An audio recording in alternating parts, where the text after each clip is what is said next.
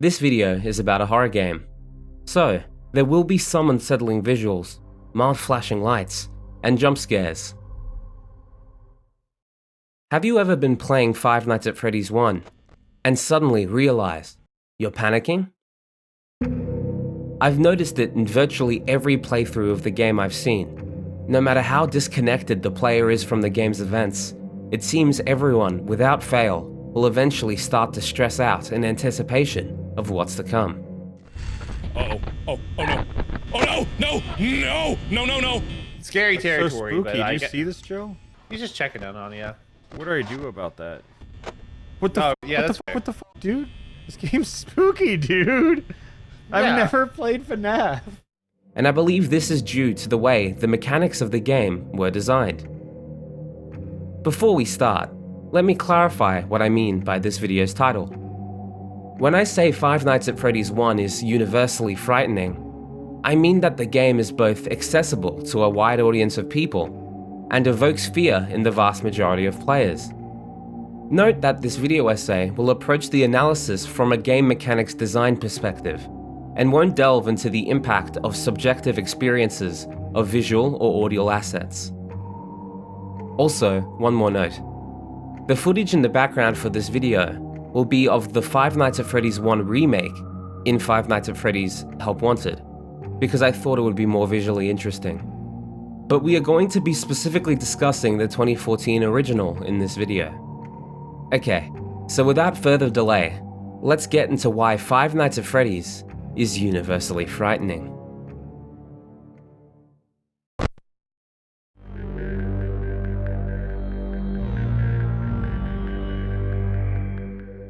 Five Nights at Freddy's, commonly abbreviated as FNaF, is a 2014 game of indie developer Scott Cawthon. This game engrossed the internet shortly after release and propelled the once obscure indie developer into internet stardom. The game's meteoric rise in popularity can also be attributed to the trend of watching YouTube personalities play through the game, doing this with their faces, offering an entertaining way for non-horror fans to experience horror. We're going to cover the basic mechanics of FNaF 1 now, so if you feel you already know everything I'm going to say, feel free to skip to the next chapter of the video. Otherwise, let's begin with the basics. The premise of the game is that you, the player, are working the night shift at Freddy Fazbear's Pizza, a children's entertainment restaurant featuring 4 bipedal animatronic performers. Your security office has 2 doors on opposite sides of the room, and a camera system surveilling the pizzeria. You cannot move from where you sit. During the 6-hour night shifts, the animatronics will move and aim to reach you. You close the doors to keep the animatronics out, and turn them back to their starting position, usually.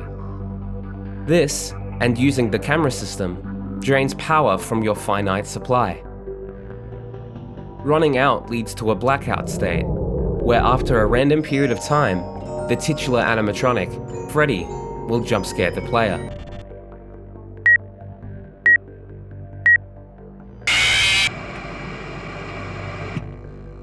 The other animatronics similarly jump scare the player upon arriving inside the office. This jump scare has an animatronic violently shake and lurch at the player over an overdriven child's scream.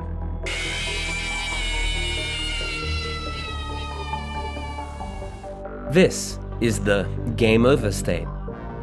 Before breaking down the design of FNaF 1, let's talk about what the MDA framework is.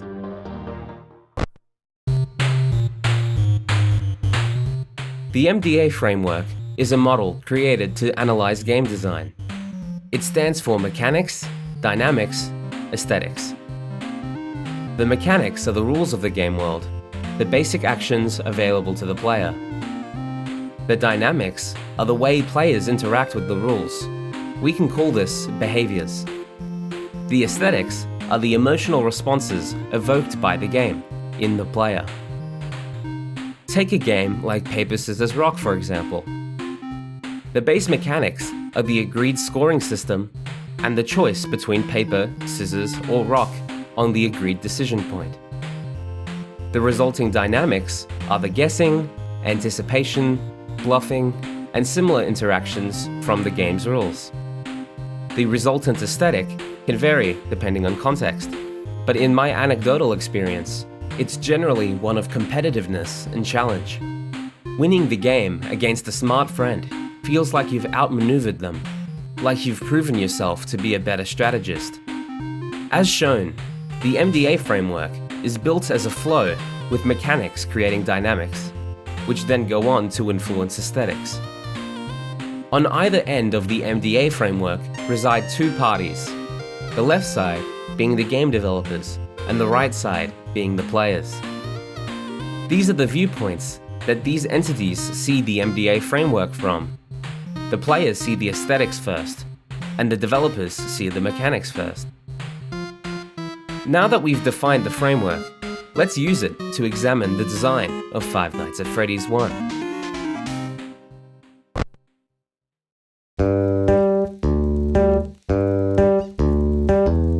Let's begin with the perspective of the developer, Scott Cawthon. Cawthon said in an interview that the initial impetus for the project was that he bet he could make something a lot scarier than his unintentionally uncanny games he had released prior. Given this, let's assume that the target aesthetic is to scare the player. We must first ask ourselves, what creates fear? Horror is all about restrictions. Restricting light, movement, and threat identification are very common restrictions found in horror. I'm a big fan of the way the YouTube channel Scruffy puts the essence of horror in his video series about the sound design of the FNaF series. I couldn't find an external source for his model, so I'm going to attribute it to him. As a side note, I strongly recommend you watch the video series. He did a terrific job. Scruffy describes FNaF 1 as a nightmare scenario game, a concept built on two pillars: the absence of information and the absence of action. We can extrapolate this to say that the two major components of fear are the lack of information about your situation and the restriction on actions you can perform to control the situation, or in other words, the lack of an ability to do anything about it. So now we know what our game's dynamics must achieve: make the player feel uninformed and make the player feel helpless. With this established, let's analyze the mechanic design of FNaF 1.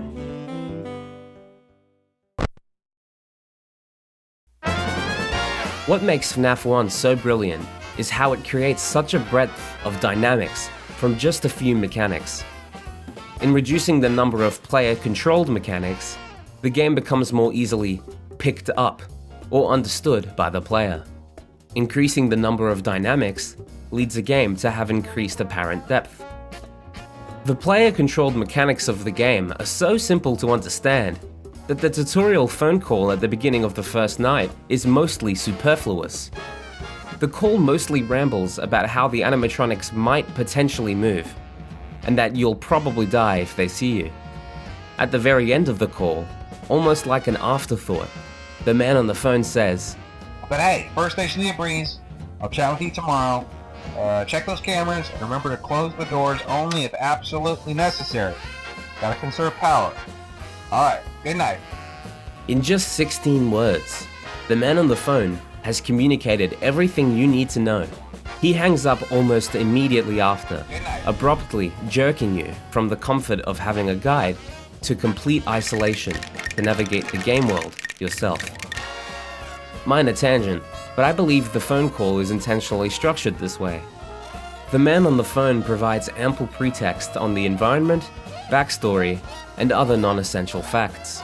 The most vital information is instead relegated to a short, sharp warning at the end of the call, the part the player is most likely to remember.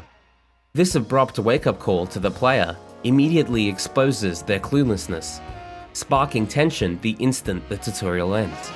Check those cameras and remember to close the doors only if absolutely necessary. That's not good! Power. Alright, good night. Good night! Oh no! Oh, that's bad! I understand what I need to do! The whiplash is also likely to disorient the player, likely triggering further panic. Let's get back on track though. because we need to unpack how the mechanics of the game can be so quickly described.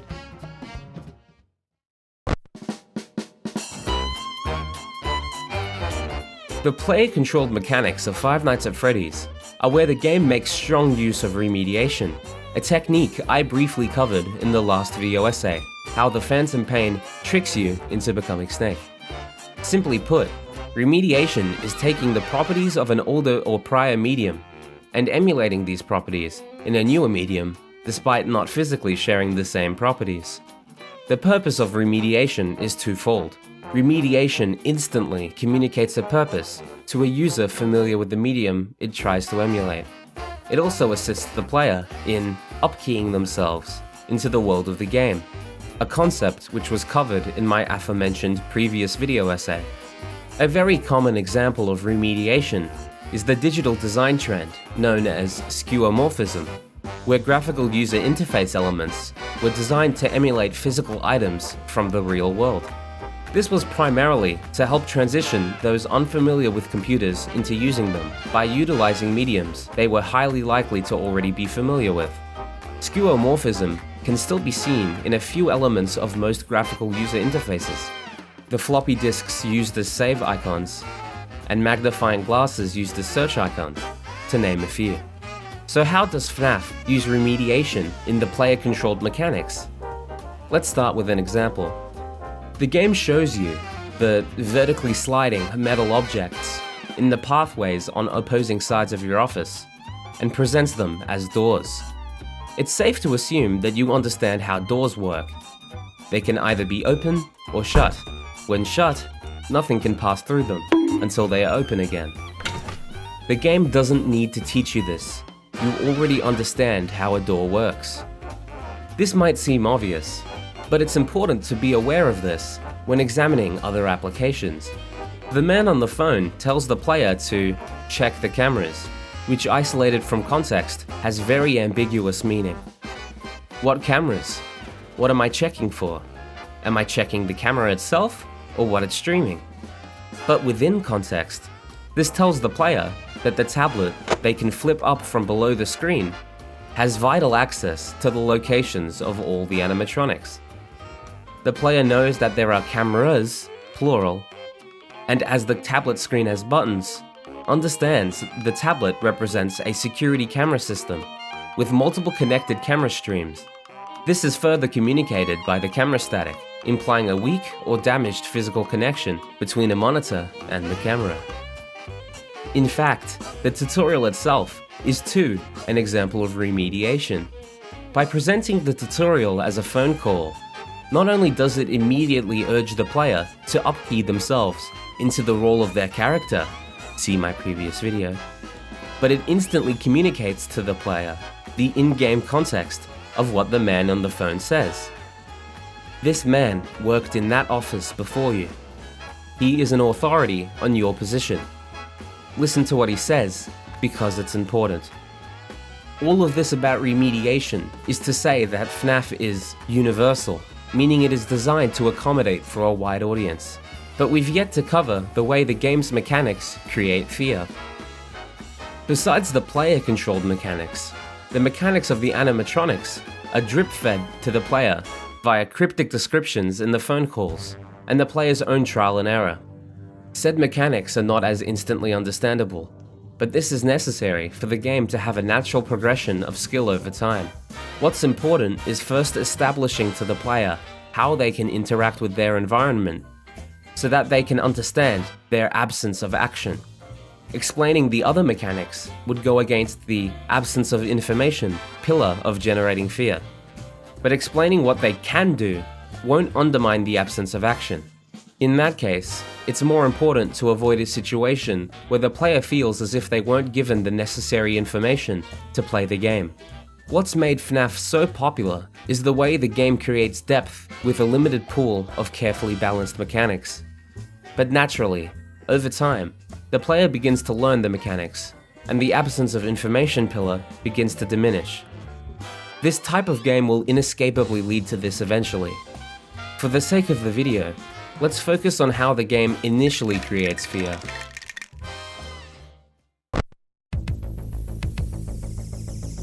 The most important dynamic relevant to gameplay is the way the power mechanic interacts with the door mechanic. If the player could just leave the doors shut forever, while the inability to leave the room may be a little unsettling, the animatronics have no way of getting in. This means the player will be completely invulnerable, with gameplay that requires little to no skill. However, due to the presence of power, there is an absence of action in how long the doors can be shut. Similarly, the dynamic between the cameras and power presents a similar situation for the absence of information. If the player could use the cameras as much as they wanted, they'd know the position of all the animatronics at all times, which would make the game far more predictable. But due to the camera system draining power, the player needs to be far more mindful of how long they check the cameras for. Additionally, Foxy's mechanic of progressing further toward the player if they check the cameras too frequently lead to a new dynamic where they're prevented from checking the cameras too often and briefly to avoid large power penalties. Foxy works differently from the other animatronics, where it is far harder to pinpoint his proximity to entering the office, as once provoked far enough, he will sprint down the hall and attempt to jump scare the player through the left door, regardless of if the player is on the cameras or not. This essentially forces the player to fight their urge to ascertain more information and time their camera checks carefully. Building on Foxy's mechanics, checking your cameras too infrequently also provokes Foxy. This prevents the player from sitting there and doing nothing, a strategy that would be viable if it weren't for Foxy. This is as all the other animatronics move into position to jump scare you while your camera is up, so they can jump scare you as soon as you bring the cameras down. This is what FNaF masters. The interplay between mechanics creates this simple to understand scenario where everything is seemingly withholding information from you and trying to render you helpless. I could go through the rest of the game's mechanics, but I believe you've gotten the idea.